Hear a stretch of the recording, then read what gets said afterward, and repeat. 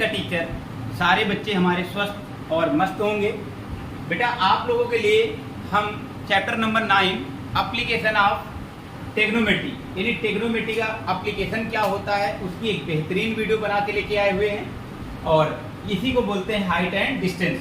Height and distance का मतलब क्या हुआ बेटा, किसी भी ऑब्जेक्ट का, अगर कोई हमारे पास ऑब्जेक्ट है उस ऑब्जेक्ट की हाइट को मेजरमेंट करना या उस ऑब्जेक्ट से कितनी डिस्टेंस है। या मैंने मान लिया ये हमारे पास क्या है बेटा, एक हमारे पास ये ऑब्जेक्ट हुए, ये ऑब्जेक्ट है, ऑब्जेक्ट की हाइट फाइंड करने के लिए ठीक ऑब्जेक्ट के फुट से कोई ये ग्राउंड का एक फुट है उसके बीच की डिस्टेंस फाइंड करने के लिए, या उस पॉइंट से ऑब्जेक्ट के जो टॉप है कहीं पे एंगल बन रहा है वो एंगल हम फाइंड करने के लिए, यानी तीन चीजें हम इसकी बीच की डिस्टेंस फाइंड कर सकते हैं, हाइट फाइंड कर सकते हैं और एंगल फाइंड कर सकते हैं। तीनों बातें, हाइट, एंगल और डिस्टेंस, यानी ये दो वैल्यू हमारी मेंशन होंगी। थर्ड वैल्यू मुझे फाइंड आउट करना है। इस चैप्टर की हेल्प से हम आसानी से सॉल्व कर सकते हैं। और एक बात और याद रखिएगा, ये जो ट्रायंगल बनेगा वो राइट एंगल ट्रायंगल ही होगा। कैसा ट्रायंगल होगा बेटा, राइट एंगल ट्रायंगल, जिसमें 90 डिग्री का एंगल बनेगा। और हमको प्रॉपर्टी पता है, एंगल के सामने की साइड क्या होती है, परपेंडिकुलर, और 90 डिग्री की अपोजिट साइड क्या होती है, हाइपोटेनियस, और जो थर्ड साइड होती है वो क्या होती है, हमारी बेस होती है। इतना हमने पिछली क्लास में पढ़ा रखा है। तो चलते हैं, स्टार्ट करते हैं हम अपनी ये क्लास को। बेटा जो मेन पॉइंट्स हैं, कौन से पॉइंट हमको इस चैप्टर में कवर करने हैं उनको हम पहले देख लेते हैं क्या यूज है। तो हमने यहाँ पे अलग से लिख रखा है की पॉइंट्स क्या रखा है कि हम टू फाइंड द, अभी जो हमने एक्सप्लेन किया था, to find the height of object, यानी किसी भी ऑब्जेक्ट की, ये बेटा ऑब्जेक्ट है, ऑब्जेक्ट की हाइट फाइंड करना हो, या to find the distance between the foot of an object and the ground point, किसी ग्राउंड पॉइंट से उस ऑब्जेक्ट के फुट के बीच की डिस्टेंस फाइंड करने के लिए। थर्ड है to find out what angle and object makes with a point on the ground, यानी इस ग्राउंड से के पॉइंट से एंगल जो हमारे पास बनता है उसको फाइंड करने के लिए। या मैं कह दूं कोई मेरे सामने एक बिल्डिंग है, बिल्डिंग इतने मीटर की हाई बिल्डिंग है, उसको मैंने देखा अपनी आई से तो इतना एंगल बना, तो उस बिल्डिंग के फुट से मेरी डिस्टेंस कितनी होगी वो फाइंड करना हो। या मैं कह दूं ये बिल्डिंग है, बिल्डिंग से मैं 5 मीटर डिस्टेंस पे खड़ा हूं और मैं बिल्डिंग के टॉप को देखता हूं। मैं क्या देखता हूं बेटा, बिल्डिंग के टॉप को देखता हूं, तो जो एंगल बनता है वो 30 डिग्री है। तो बताओ बेटा बिल्डिंग की हाइट क्या होगी। इस टाइप के सारे क्वेश्चन हम लोग इस वीडियो में कवर करने वाले हैं। और ये हमने एक आप लोगों के इमोजी के लिए एक पिक्चर दे रखी है, देखिएगा। अब हम आते हैं, जैसे कौन से पॉइंट हमको पढ़ने हैं बेटा, angle of side, angle of elevation और एंगल ऑफ डिप्रेशन। ये हमको कुछ फोटो लग रही है, एक हमारी क्लास में एक लड़का है उसकी तरीके से बहुत हंसता रहता है, वैसे ही फोटो है। चलो बेटा आगे बढ़ते हैं हम लोग। Application of trigonometry. Application of trigonometry में हम लोग पढ़ने वाले सबसे मेन टॉपिक है जो पढ़ेंगे, लाइन ऑफ साइड क्या होती है। लाइन ऑफ साइड क्या होती है, तो बेटा लाइन ऑफ साइड क्या होती है, जैसे मैं एज्यूम करता हूं ये कोई एक ऑब्जर्वर है। क्या है बेटा, ये ऑब्जर्वर है। ऑब्जर्वर किसी एक पॉइंट को कहीं पे हॉरिजॉन्टल लेवल के एबव में या बिलो में जिस पॉइंट को देखता है, जो लाइन बनती है, ये मैं मान लूं एक हॉरिजॉन्टल लाइन है बेटा, जहां पे क्या है ऑब्जर्वर है। ऑब्जर्वर हॉरिजॉन्टल लाइन के एबव अगर ये कोई ऑब्जेक्ट है ठीक, इसको देखेगा तो ये जो लाइन बनती है इसी को बोलते हैं लाइन ऑफ साइड। ठीक, ये हॉरिजॉन्टल एबव भी हो सकता है और बिलो भी हो सकता है हॉरिजॉन्टल लाइन की, ये ऐसे। तो ये लाइन जो बनती है ऑब्जेक्ट के और ऑब्जर्वर के आई से, वो हमारी क्या होती है, लाइन ऑफ साइड होती है। डिफिनेशन है, the line of sight is the draw from the eye of an observer to the point in the object view by the observer, यानी ऑब्जर्वर से जो ऑब्जेक्ट को देखता है वो जो लाइन बनती है ऑब्जेक्ट से, ऑब्जर्वर की आई से, उस लाइन को ही बोलते क्या, लाइन ऑफ साइड बोलते हैं। ये हमारे पास है। अब नेक्स्ट देखो बेटा पॉइंट क्या आता है हमारा, एंगल ऑफ एलिवेशन। सबसे ज्यादा इसी टॉपिक से क्वेश्चन पूछे जाते हैं, एंगल ऑफ एलिवेशन से ही। एंगल ऑफ एलिवेशन जो है आपको फ्री में बोर्ड के एग्जाम में मार्क्स दिलाता है। तो देखते हैं पहले एंगल ऑफ एलिवेशन क्या होता है। मैं बात करता हूँ एक लाइन की, कौन सी लाइन की? हॉरिजॉन्टल लाइन की। बेटा पहले डिफिनेशन में पहले आप अगर ऐसे समझ लेते हैं तो डिफिनेशन ऑटोमेटिक आप बना लेंगे। तो देखो बेटा, ये यहाँ पे ऑब्जर्वर है, एक हॉरिजॉन्टल लाइन है, ये क्या है बेटा? हॉरिजॉन्टल लाइन है। हॉरिजॉन्टल लाइन के एबव, अगर हॉरिजॉन्टल लाइन के एबव हम कोई ऑब्जेक्ट रखा है, उसका कोई पॉइंट हमको देखना हो, तो ऑब्जर्वर के आई से ये जो पॉइंट होगा, इसमें जो एंगल बनेगा हॉरिजॉन्टल लाइन से, ये थीटा जो होगा वो एंगल ऑफ एलिवेशन होगा। क्या होगा बेटा? एंगल ऑफ एलिवेशन होगा। ये मैं ग्राफ बनाया हूं, ये ऑब्जर्वर की आई है एलिवेशन, ये बेटा हमारा क्या हुआ? Angle of elevation. इस एलिवेशन, इस टॉपिक से बेटा पूरी एक्सरसाइज में बहुत सारे क्वेश्चन मिलेंगे और बोर्ड में आप पीवाई की क्वेश्चन देखिए, प्रीवियस ईयर या क्वेश्चन बैंक आने वाली है। क्वेश्चन बैंक में आप देखेंगे तो एंगल ऑफ एलिवेशन का बोर्ड में हर साल क्वेश्चन आता है कि आपको अच्छे मार्क्स दिलाएगा। अब नेक्स्ट टॉपिक हमारे पास आता है बेटा क्या? Angle of depression. Angle of depression क्या होता है बेटा? इसकी बातें हम बारे में बात करते हैं। एंगल ऑफ डिप्रेशन क्या होता है?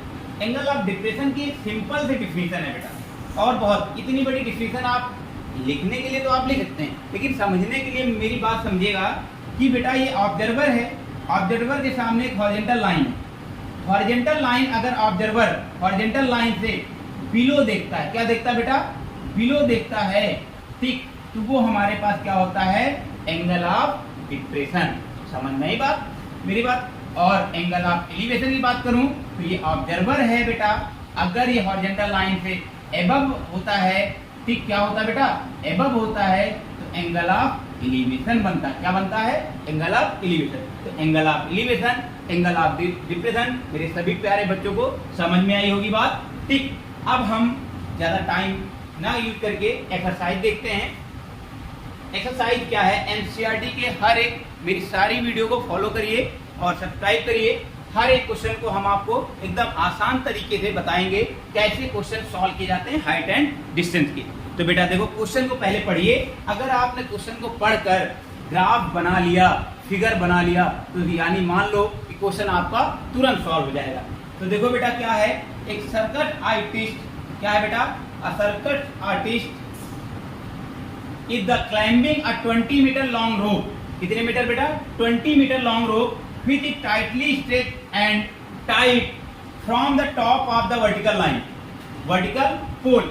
तो एक बेटा वर्टिकल पोल है, देखिए ध्यान से, वर्टिकल पोल है, वर्टिकल पोल के टॉप से ग्राउंड के किसी एक पॉइंट पे टाइट से उस रोप को क्या कर दिया? बांध दिया गया है। और उस पोल के फुट से, ठीक, इतना find the height of the pole, इस पोल की हाइट फाइंड करनी है। If the angle made by the rope with ground level is 30 degree, कितने डिग्री बेटा? उस ग्राउंड लेवल से कितने डिग्री एंगल बना? 30 डिग्री। और इस जो क्लाइंबिंग सर्किट आर्टिस्ट है वो क्लाइंबिंग 20 मीटर लॉन्ग रोप, कितने मीटर? ये रोप है बेटा, ये कितने मीटर की है? 20 मीटर लॉन्ग रोप की, और ये 90 डिग्री। ट्रायंगल हमारे पास ABC, ठीक बेटा। अब हमको परपेंडिकुलर फाइंड आउट करना है। क्या फाइंड करना है? परपेंडिकुलर, परपेंडिकुलर और हाइपोटेनस। आपको हमने पिछले अभी बताया तुरंत कि एंगल के अपोजिट साइड क्या होता है बेटा? परपेंडिकुलर, और 90 डिग्री का अपोजिट साइड क्या होती? हाइपोटेनियस। तो बेटा परपेंडिकुलर और हाइपोटेनस में ट्रिग्नोमेट्री क्या यूज करेंगे? Sine theta. क्या यूज करेंगे बेटा? Sine theta. तो मेरे पास क्या हो जाएगा? Sine theta equal to perpendicular कितनी बेटा? AB अपॉन हाइपोटेनस कितनी बेटा? AC। कितनी है? AC। तो थीटा की वैल्यू कितनी की बनती है? 30 डिग्री। थीटा की वैल्यू कितनी है? साइन 30 इक्वल टू AB हमें फाइंड आउट करना है S, AC की वैल्यू 20, साइन 30 की वैल्यू क्या होती बेटा?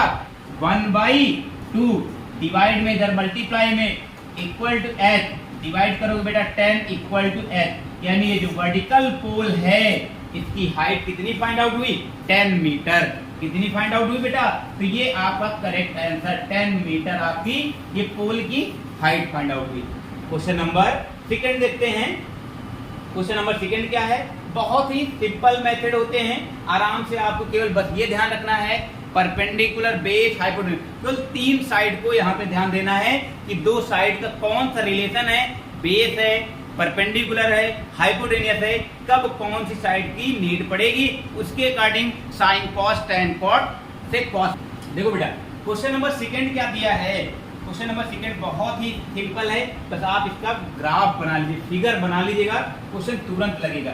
सुनिएगा, a tree breaks due to storm and the broken part bend so that the top of the tree touches the ground making an angle 30 degree. पहले एक एक स्टेटमेंट पढ़नी है, उसके अकॉर्डिंग ग्राफ बनाना है, फिर आगे की बातें जो मेंशन है उनको करना है। तो बेटा एक ट्री है, देखिए, और ट्री का एक पार्ट कहीं से किसी पार्ट से वो उसका रिमेनिंग पार्ट क्या हो रहा है, बेंड हो रहा है। और ये जो बेंड पार्ट है, बेंड पार्ट का जो टॉप होगा वो टॉप क्या बोला जा रहा है, ग्राउंड लेवल से क्या हो रहा है बेटा, टच हो रहा है। जैसे ही ये बेंड होगा तो यहाँ से बेंड होगा तो बेटा इसका टॉप क्या हो रहा है, ग्राउंड से टच हो रहा है। अगर टच हो रहा है तो 30 डिग्री एंगल बन रहा है। आगे देखो बेटा, the distance between the foot of the tree to the point where the top touches the ground is 8 metre. जो ट्री का फुट है बेटा और ये जो टॉप का जो टच हो रहा है, ये बीच की जो डिस्टेंस है वो 8 मीटर है। ट्रायंगल का नाम ABC और हमसे बोला गया है find the height of the tree. तो बेटा पेड़ जो हाइट है ट्री की वो ये होगी, इसको हम नाम देते हैं AD। तो बेटा हाइट यानी H इज इक्वल टू, ये ट्री की हाइट हम मेंशन करते हैं यहाँ पे, तो H इक्वल टू क्या होगा, AD प्लस AB। क्या होगा बेटा, AD प्लस AB। पहले हम AD वैल्यू फाइंड आउट कर लें, फिर AD फाइंड आउट कर लेंगे। तो AD जो होगा वो AC के ही इक्वल होगा। क्यों, क्योंकि जितना पार्ट बेंड हुआ था वो वही तो आगे टच हुआ यहाँ पे। तो AD इक्वल, हम इन ट्रायंगल किसमें चलते बेटा, इन ट्रायंगल ABC में। तो बेटा देखो बेस अपॉन हाइपोटेनस की बात हो रही है, किसकी, बेस अपॉन हाइपोटेनस। तो बेस अपॉन हाइपोटेनस किसमें होता है, cos theta is equal to base कितना है बेटा, base upon hypotenuse, base upon hypotenuse होता है हमारे पास। ठीक, तो कितना हो जाएगा बेटा, BC अपॉन AC। तो cos थीटा की वैल्यू 30, BC कितना है 8 अपॉन AC, cos 30 की value √3/2 is equal to 8 upon AC। तो क्रॉस मल्टीप्लाई करोगे बेटा तो यहाँ से जो रिलेशन निकलेगा AC इज इक्वल टू 8, ये डिवाइड इधर आएगा तो बेटा मल्टीप्लाई, और ये मल्टीप्लाई इधर डिवाइड में। तो AC इज इक्वल टू 16√3, 16√3। तो बेटा ये जो हमारे पास AC वैल्यू आई है वो AD के ही इक्वल होगी। क्यों, अब हमको ये पार्ट रिमेनिंग पार्ट याद करना है, कैसे फाइंड आउट करना है। तो मेरे पास बेस और परपेंडिकुलर की बात हुई, तो बेस और परपेंडिकुलर किसमें यूज करते हैं बेटा, tan थीटा में। किसमें यूज करते हैं, tan थीटा में। तो tan theta is equal to perpendicular, perpendicular क्या है, AB अपॉन बेस कितना दिया है, BC। तो tan थीटा की value 30 degree equal to base हमें फाइंड आउट करना है AB अपॉन BC की वैल्यू 8, √tan 30 की वैल्यू क्या होती है, 1/√3 is equal to AB upon 8 cross multiply 8 upon √3 equal to AB। तो बेटा मुझे AB की वैल्यू फाइंड आउट हो गई, इस पार्ट की वैल्यू फाइंड आउट हुई, इसकी वैल्यू फाइंड आउट हो गई, इसकी वैल्यू। तो हम H फाइंड आउट कर लेंगे बहुत ही आसान तरीके से। तो H इक्वल टू AD और प्लस का AB। तो बेटा देखो H equal to AD plus AB। अब AD की वैल्यू हम पुट करेंगे, किसकी वैल्यू पुट करेंगे बेटा, AD की। AD किसके इक्वल है, इसी की इक्वल है। अगर ये 6 अपॉन √3 है बेटा, 6 अपॉन, तो ये भी 16 अपॉन √3 होगी। तो H is equal to 16 upon √3 plus 8 upon √3। Denominator अगर बेटा सेम होते हैं तो हम न्यूमरेटर को ऐड कर लेते हैं। तो 24 अपॉन √3, तो इसका हम क्या करेंगे, √3 से इसके न्यूमरेटर और डिनोमिनेटर में मल्टीप्लाई करेंगे। H equal to 24 √3 upon 3 cancel करेंगे 8, तो H इक्वल टू 8 √3। यानी ट्री की टोटल हाइट जो होगी वो कितनी आई बेटा, कितनी वैल्यू फाइंड आउट हुई, 8 √3। आप लोग सभी बच्चे क्वेश्चन को नोट कर लें, हम क्वेश्चन नंबर 3 को सॉल्व करने वाले हैं। आगे चलते हैं, क्वेश्चन नंबर 3 बहुत ही इजी है। एक बार मेरे क्वेश्चन सॉल्व करने से पहले सारे बच्चे एक बार ट्राई करें, क्वेश्चन को समझें और ग्राफ बना के आप अपने आप को वैल्यू को फाइंड आउट करें। देखिए कितनी आसान तरीके से हम इस वैल्यू को फाइंड आउट कर सकते हैं। देखिए क्या दिया है, अ कंट्रैक्टर जो ठेकेदार होता है बेटा, plan to install 2 slide for the children to play in a park. आपके छत के आसपास पार्क होगा, उसमें देखो बच्चों के खेलने के लिए स्लाइड बनाई जाती हैं। The children below the age of 5 year, कितने 5 year, below the age of 5 year, she prepare to have slide whose top is at a height of 1.5 meter and it inclined at an angle 30 degree to the ground, यानी ground से कितने degree angle 30 degree. तो बेटा देखो slide यानी below कितनी है बेटा, बिलो 5 ईयर। तो बेटा उसकी जो 5 ईयर है, शी प्रिपेयर टू द कितने एट अ 1.5 मीटर, कितनी दी बेटा इसकी हाइट 1.5 मीटर, और जो एंगल ये स्लाइड है उसका एंगल जो बन रहा है वो 30 डिग्री। ठीक, ए बी सी, मुझे इसकी स्लाइड इसकी फाइंड करनी, स्लाइड की डिस्टेंस फाइंड आउट करनी। तो बेटा देखो परपेंडिकुलर और किसकी बात हो रही, हाइपोटेन्यूस की, परपेंडिकुलर हाइपोटेन्यूस। तो परपेंडिकुलर हाइपोटेन्यूस क्या होता है, sine theta equal to perpendicular upon hypotenuse. तो साइन 30 की value 30 equal to A B 1.5 और ए सी, तो साइन 30 की value 1 upon root 2, sorry 1 upon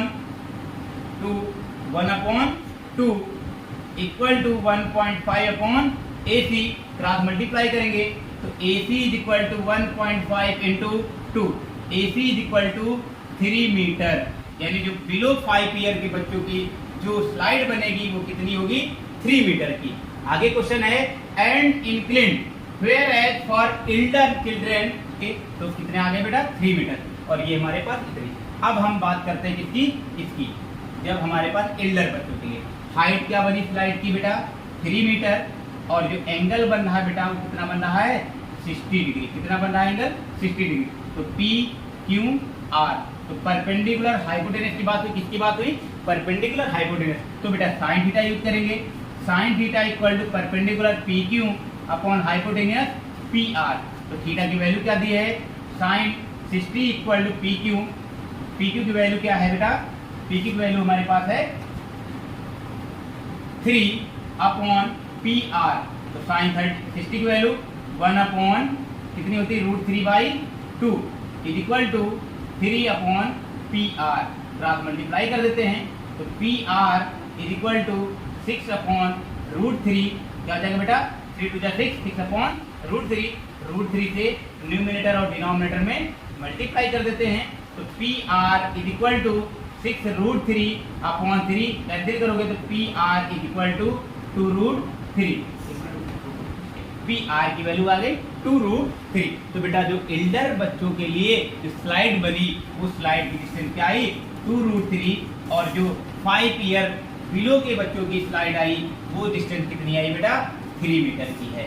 ठीक, अब हम क्वेश्चन नंबर 3 बच्चे नोट करें और क्वेश्चन नंबर हम 4 सॉल्व करने वाले। बहुत ही आसान, अभी आपने क्वेश्चन नंबर 1, 2, 3 देखा ही है, बहुत ही सिंपल तरीके से सॉल्व हो रहा है। मेन क्या आपने क्या नोटिस किया, ग्राफ बनाना। ये जो फिगर है राइट एंगल ट्रायंगल जो बनाना है, अगर आपने इसको बना लिया तो क्वेश्चन आपका तुरंत सॉल्व होगा, और कोई भी टेंशन नहीं लेने का जब तक हम हैं। तो आगे देखते हैं क्वेश्चन नंबर 4।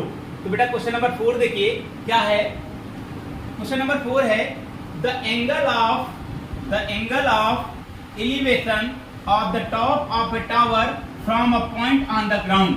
जो एंगल ऑफ एलिवेशन है वो ग्राउंड से क्या बन रहा है, टावर के टॉप पे, is 30 metre away from the foot of the tower is 30 degree. एक बेटा देखो सिंपल सी बात, सबसे सिंपल क्वेश्चन है। ठीक, एक टावर है, ठीक, टावर के फुट से क्या बोला गया है, which is 30 metre away from the foot, यानी फुट से away from the foot, tower is 30 degree. तो 30 मीटर इसके फुट से क्या करना है अवे, और यहाँ से इस पॉइंट से जो इसका टॉप देखते हैं आप, तो कितना बन रहा है बेटा 30 डिग्री। तो ये हमारे पास ट्रायंगल ए बी सी। आगे दिया find the height of the tower, इस टावर की हाइट फाइंड करनी। तो मैंने बार बार बताया कि परपेंडिकुलर और क्या दिया बेटा बेस। कैसे पहचानोगे, एंगल के सामने वाली साइड क्या होती है परपेंडिकुलर, और 90 डिग्री के सामने वाली हाइपोटेन्यूस। तो दो साइड में रिलेशन परपेंडिकुलर और बेस में क्या होता है tan थीटा। तो बेटा tan थीटा इक्वल टू क्या होता है perpendicular upon base, perpendicular upon base. तो AB अपॉन का BC, AB अपॉन का BC। तो tan 30 की वैल्यू आप पुट करिए। तो tan 30 इक्वल टू AB की वैल्यू क्या है h हमें फाइंड करना है और BC कितना दिया बेटा 30 और tan 30 की वैल्यू क्या होती है 1 अपॉन √3 और 30 इधर डिवाइड में इधर मल्टीप्लाई में इज इक्वल टू h। तो मेरे पास 30 upon √3 is equal to h। तो √3 बताया मैंने, इसका क्या करेंगे √3 इसके न्यूमिनेटर और डिनोमिनेटर में मल्टीप्लाई कर देंगे। 30 √3 upon √3 3 cancel 10 √3 is equal to height. तो यानी टावर की जो हाइट होगी बेटा वो 10 √3 हो जाएगी। टावर की जो हाइट होगी वो कितना हो जाएगा 10 √3। तो मुझे क्या फाइंड करना था, एक टावर है, टावर की हाइट फाइंड करनी है, उसके फुट से 30 मीटर अवे एक पॉइंट है, उस पॉइंट से मैं अगर टावर के टॉप को देखता हूं तो 30 डिग्री एंगल बनता है। क्वेश्चन नंबर 4 नोट कर लीजिए। क्वेश्चन नंबर 5 हम लोग देखते हैं। क्वेश्चन नंबर 5 क्या बेटा, क्वेश्चन नंबर 5 है अ काइट इज फ्लाइंग। और सभी लोग जनवरी के मंथ में सभी लोग पतंग तो उड़ाते हैं खूब सारा। तो देखो बेटा, और अगर आपकी बार पतंग उड़ाना तो वहां पे हाइट एंड डिस्टेंस बताना अपने दोस्तों से कि आपकी पतंग कितने ऊपर है और आप हमसे कितने डिस्टेंस पे हैं और पतंग की कितनी डोरी की लेंथ क्या होगी, आप इस चैप्टर से बता सकते हैं आसानी से कि आपकी ग्राउंड लेवल से पतंग कितने ऊपर उड़ रही है या उस पतंग को उड़ने में जो डोरी लगी होती है उसकी कितनी डिस्टेंस होगी, कितने लेंथ की होगी, ठीक वो सब हम इस क्वेश्चन में देखने वाले हैं। तो देखिए बेटा, बहुत ही इंटरेस्टिंग क्वेश्चन है। अ काइट इज, तो बेटा क्वेश्चन देखो, a kite is flying at a height of 60 metre above the ground. तो बेटा ग्राउंड से, एक ग्राउंड है यहाँ पे हमारे पास। तो देखो बेटा क्वेश्चन क्या बोल रहा है, a kite is flying at a height of 60 metre above the ground. Ground से जो काइट फ्लाइंग कर रही है वो 60 मीटर अबव है। तो मैं बेटा एक ये हमारे पास ग्राउंड है 60 मीटर एबव पे, ये हमारे पास काइट क्या हो रही फ्लाइंग, ठीक। आगे देखो, the string attach to the kite is temporarily tied to a point on the ground. ये पतंग है, अगर बेटा मैं यहाँ से अगर मैं कोई पतंग उड़ाऊंगा तो जो स्फेयर जो स्ट्रिंग बनेगी वो क्या बनेगी हाइपोटेनियस, क्या बनेगी यानी स्लैंट हाइट बनेगी, क्या बनेगी स्लैंट हाइट। तो किसी पॉइंट से ठीक इसकी जो स्ट्रिंग है वो क्या है बेटा कैसे बांधी गई, tightly to the point on the ground. The inclination of the string with the ground is 60 degree. जो उसका एंगल बनता है ग्राउंड से वो कितना है बेटा 60 डिग्री। कितना है 60 डिग्री। तो हमको बार बार पता है ट्रायंगल हमने बनाया ABC राइट एंगल ट्रायंगल, तो ये 90 डिग्री हाइपोटेनियस, एंगल के सामने परपेंडिकुलर, ये बेस। तो बेटा परपेंडिकुलर और हाइपोटेनियस की बात मेंशन की क्योंकि परपेंडिकुलर गिवन है और हाइपोटेनियस पूछा गया है, यानी ये स्ट्रिंग की लेंथ पूछी गई है। तो जिसका काम है उसी को यूज करेंगे। तो परपेंडिकुलर और हाइपोटेनियस में क्या होगा हमारे पास, यार ये हो गया परपेंडिकुलर और हाइपोटेनियस। तो बेटा हम यहाँ पे sine theta is equal to perpendicular AB और हाइपोटेनियस क्या हमारे पास बेटा AC। तो sine 60 degree equal to AB की वैल्यू क्या है 60 अपॉन AC। तो साइन 60 की value √3/2 equal to 60 upon AC। Cross multiply करते हैं तो AC is equal to 60 into क्या हो जाएगा बेटा इंटू 2 अपॉन √3। तो AC is equal to 120 upon √3। Under √3 से न्यूमिनेटर और डिनोमिनेटर में क्या करेंगे मल्टीप्लाई करेंगे। अंडर √3 से न्यूमिनेटर और डिनोमिनेटर में मल्टीप्लाई करेंगे। तो AC is equal to 120 √3 upon का 3 कैंसिल होगा बेटा, कितने टाइम हमारे पास 40। तो AC इज इक्वल टू 40 √3। तो ये वैल्यू होगी, यानी जो हमारे पास बोला क्या गया था find the length of string. तो ये हमारी क्या है स्ट्रिंग, इसकी जो लेंथ होगी वो कितनी आई बेटा 40 √3। 3। बेटा क्वेश्चन आप लोग नोट कर लें। Next question, question number 5। Next question, question number 6, बहुत ही most important for board examination. ये 2-3 बार क्वेश्चन आ चुका है, PYQ क्वेश्चन है हमारा। ठीक, देखिए क्वेश्चन क्या है, क्वेश्चन को समझने की कोशिश करिएगा। क्वेश्चन दिया है, क्वेश्चन हमारा, a 1.5 tall boy is standing at some distance from a 30 metre tall building. एक 30 मीटर टॉल बिल्डिंग है, उसकी कुछ डिस्टेंस पे 1.5 मीटर टॉल बॉय खड़ा हुआ है। तो मैं पहले बना लेता हूं बेटा। एक हमारे पास बिल्डिंग है, क्या है, बिल्डिंग है। थोड़ा साइड से बनाए जिससे क्वेश्चन हमारा पूरा का पूरा आ जाए। ये बेटा हमारे पास 30 मीटर की क्या है बेटा, बिल्डिंग है, जिसकी कुछ डिस्टेंस पे 1.5 मीटर का 1.5 मीटर का एक टॉल बॉय खड़ा है। आगे देखो, the angle of elevation from the eye is to top of the building increases from 30-60। तो देखो, जिसकी इसकी आई से बोला गया, उसने मेंशन किया आई से जो टॉप के अगर हम बिल्डिंग का टॉप देखते हैं तो एंगल ऑफ एलिवेशन बनना, क्या बनना बेटा, एंगल ऑफ एलिवेशन कितने डिग्री बनना बेटा, 30 डिग्री से 60 डिग्री। तो बात क्या हो रही है, देखो ये हमारा क्या बनना बेटा, 30 डिग्री। अब आगे 60 degree, he walks toward the building. अगर वो बिल्डिंग की तरफ, पहले यहाँ पे था, अगर वो बिल्डिंग की तरफ होता है तो पहले 30 डिग्री, फिर हमारे पास क्या हो रहा, 60 डिग्री। कितना हो रहा बेटा, 60 डिग्री। इतना आगे दिया, find the distance he walk toward the building. ये डिस्टेंस मुझे फाइंड आउट करनी है। ये मुझे क्या फाइंड करनी, ये डिस्टेंस। नाम दे देते हैं बेटा A B C D। की बात करते हैं ABCD। तो बेटा देखो, अगर ये एक रेक्टेंगल शेप बन गया हमारा, क्या बन गया, रेक्टेंगल 1.5 होगा। अगर ये बिल्डिंग हमारे पास 30 है तो ये भी 1.5 होगी। तो बिल्डिंग की हाइट, जो रिमेनिंग हाइट होगी वो कितना हो जाएगा हमारे पास, 28.5। इतना सब्ट्रैक्ट हो जाएगा ना। अब हम ट्रायंगल किसमें करते हैं, ABC में। किसमें बेटा, इन ट्रायंगल ABC में। तो बेटा परपेंडिकुलर और बेस की बात हुई, किसकी बात हुई, परपेंडिकुलर बेस की। तो परपेंडिकुलर हमारे पास tan theta is equal to perpendicular AB upon base क्या है बेटा, BC। तो मेरे पास tan थीटा की value 30 degree equal to AB कितना है बेटा, 28.5 अपॉन BC को मैं क्या लिखता हूँ, BD और प्लस DC। क्या लिखता हूँ, BD प्लस DC। तो tan 30 की value 1/√3 equal to 28.5 upon BD plus DC।